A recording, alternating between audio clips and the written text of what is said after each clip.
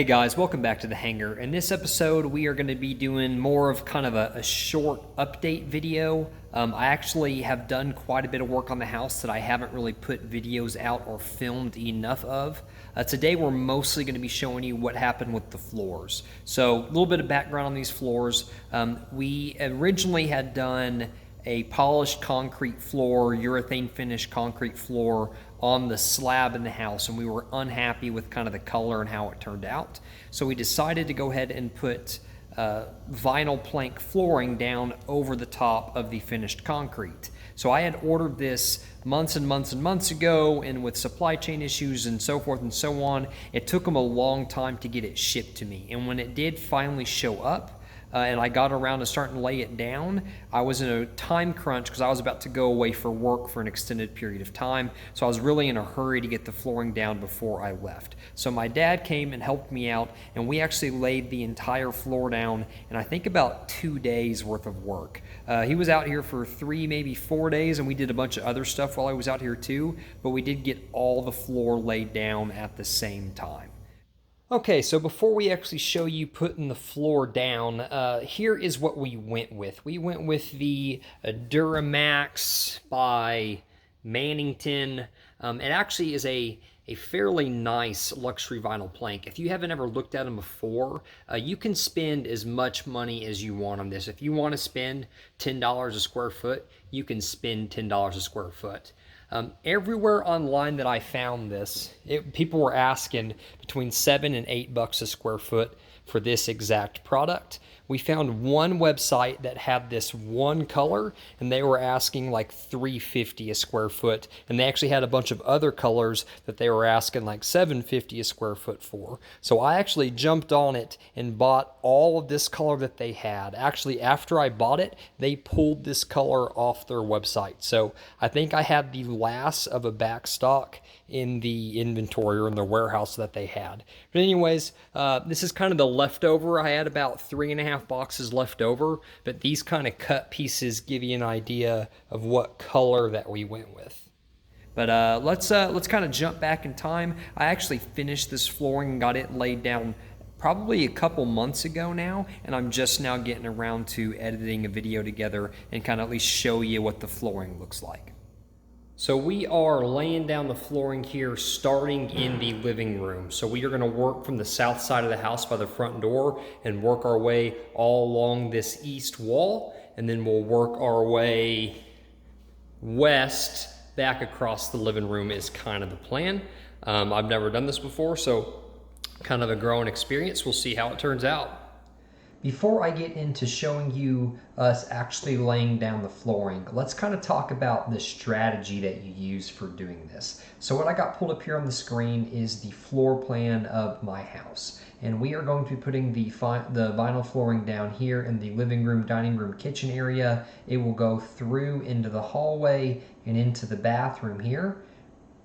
We are planning on doing carpet in both the bedrooms, but then the vinyl flooring will pick back up in the bathroom, and it'll go all the way through the master bathroom, Kelly's walk-in closet, and the utility room back here. But let's kind of start with the plan here in the living room. So the first thing you need to do is you need to figure out how many rows that you're going to have. So the width of your plank, how many are there going to be across the room? And I knew I wanted the planks to be running long ways this way, because I think it would look weird if you had all your short ones running this way, not in the same orientation of the room. So we'll just make it as an example here. This is obviously, this is not to scale, or you would have, that would be like a 4-foot wide plank, which it obviously is not.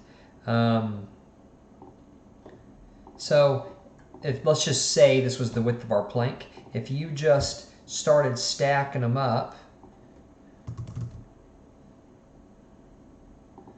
going across the width of the room, what you're going to find is you're going to run into a situation like this right here, where you may have a tiny sliver all the way up against one wall. And so the way you get around doing that is you need to figure out how much you need to cut off this first plank, so that you can cut this first plank and have it start something like that, and then when you line everything up, you get very similar to a whole plank like that going across. So you end up cutting a sliver off of your first and your last piece so that you have more than half of the piece running here.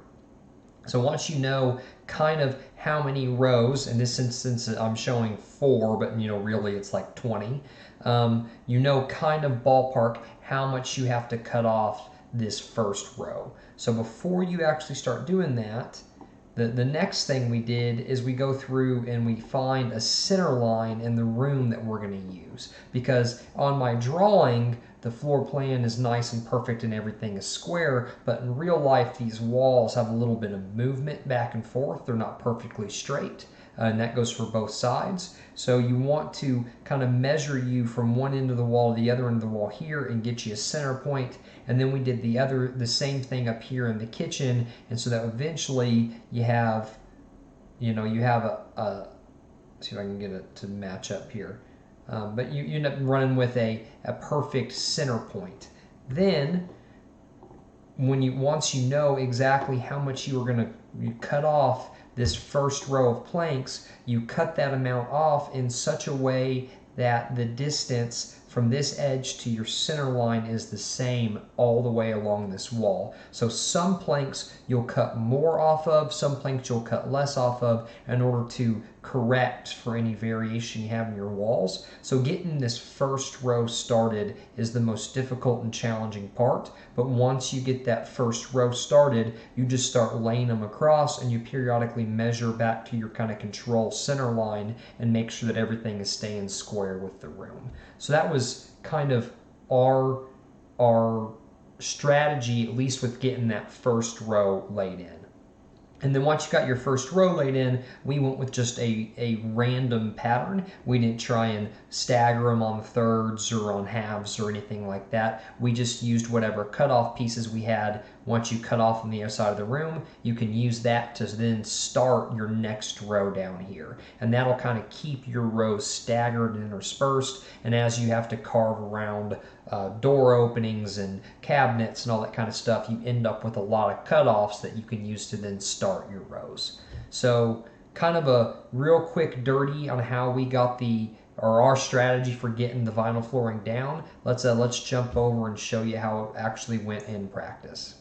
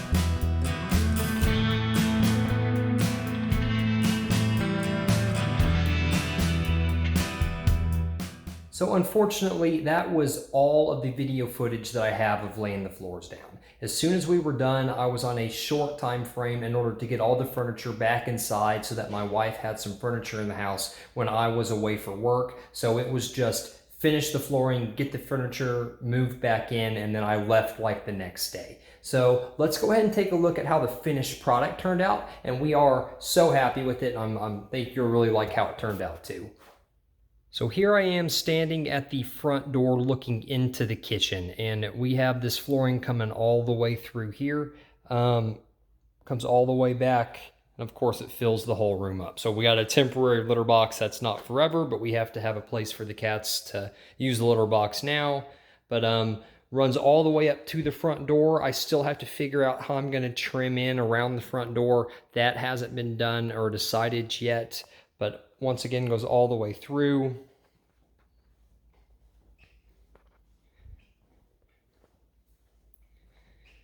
Goes all the way up to the cabinets, all the way up to the island. You will see there's a little bit of a gap there where we would have had to cut just the narrowest of slivers. I just have some spacer pieces in there to keep those couple planks nice and tight. I will cover all of that up with some trim. So there is going to be a backing sheet that goes up on the underside of this. And then there'll be some floor trim along the bottom of that backing sheet. There's also going to be some plates on the end, I don't know what you call them, kind of end caps on the end that are going to extend past the island this way. So you'll have an end cap here and then another one here. So eventually the island will overhang off this edge and there'll be some stools that tuck up underneath there. But there is the flooring that goes all the way through the kitchen.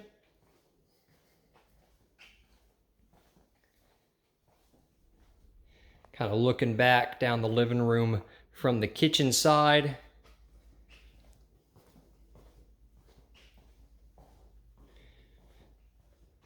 Continues through the hallway and into the bathroom. Once again, we are going to be doing carpet in the guest bedroom and the master bedroom. Everywhere where it ended, I have this kind of threshold trim that lines up with the edge of the door frame, and everything will be carpet over there. So we have the threshold trim there, and we have the threshold trim there. Now, before we walk and I show you the kind of finished master bathroom, let's go back in time. I want to show you just a little detail about how I handled the shower curb. Before we start putting flooring down in the master bathroom, I need to do some waterproofing around the curb. So I've already kind of started here and I didn't film myself doing it, but give you an idea of what's going on. So on that outside face of that curb, I went ahead and put a strip of backer board, and then I went through and I have thin setted some waterproofing tape that into that seam, and I also put a waterproof corner back here into this corner. So the way the shower is going to be is the tile is going to come all the way out there to where that piece of backer board is. I just went ahead and installed that whole piece kind of over the top of the curb just so I could waterproof right down there around that small bit. So the tile is going to come out past the curb a little bit and then go all the way down to the floor. So anywhere where there's a potential for water to gather, I don't want it to be able to slip down beside the flooring, get underneath the flooring, and then go underneath and rot the curb from the underside. So I'm trying to waterproof everything here that may get wet coming out from the entering and exiting the shower.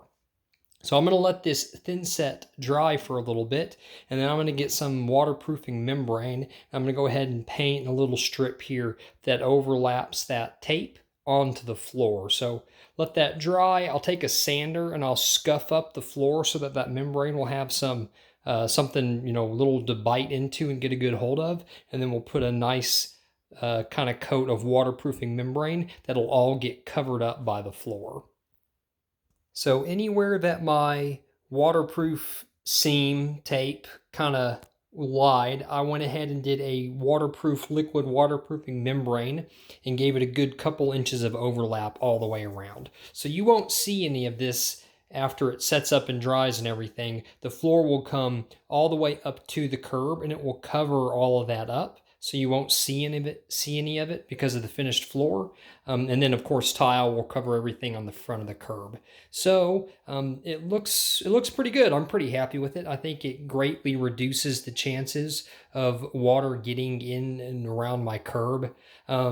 Of course, there's always more you can go, do you waterproof all the way out to the door? Do I need to waterproof all the way around the door here? coming up to the vanity? Do I need to waterproof around here? I mean, you can always take it further than you really need to. I think this is going to be adequate to keep the water away from the curb and do everything that I want it to do.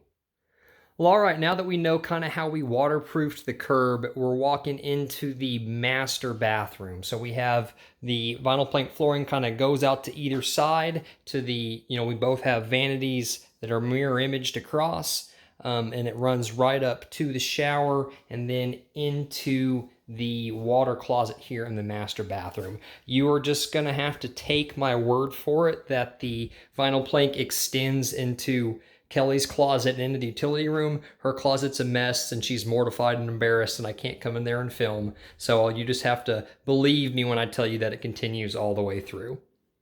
All right, guys, that is going to do it for this episode. Thank you so much for watching. The flooring has absolutely transformed the house. It is so much better than the kind of polished concrete that we had before. Wish we had gone with this right from the get-go. Regardless to say, we are extremely happy with how it turned out, and it's really making the house kind of pull together and look like a finished home. So with that, stay tuned, and we will catch you on the next episode.